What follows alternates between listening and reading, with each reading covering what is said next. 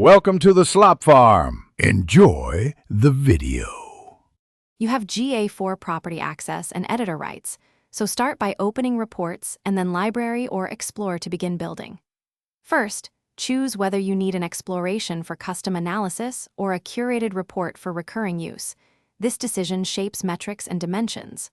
Once decided, pick a template or blank exploration and add the base dimension, typically session source /medium or page path. Make sure to set date range and comparison segments, now so subsequent steps, reuse consistent filters, and sampling. Next, configure metrics and dimensions to answer your question.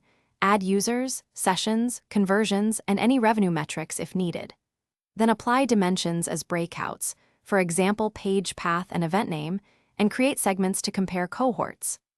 Once done, apply filters to exclude internal traffic or bots and enable sampling controls or increase date granularity to reduce sampling. Make sure to rename rows and adjust metric aggregation types so the report calculates rates and averages correctly across segments. Finalize the report by choosing visuals that communicate the insight, tables for detail, time series for trends, and bar charts for comparison. Then save the exploration or add your custom report to the library so it's reusable.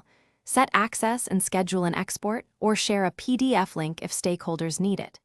If numbers look wrong, check data streams, event configuration, and filter logic. If you can't see data, confirm property permissions and that debug mode or real-time data is working to isolate the cause. Thanks for watching. Consider subscribing if we helped you today.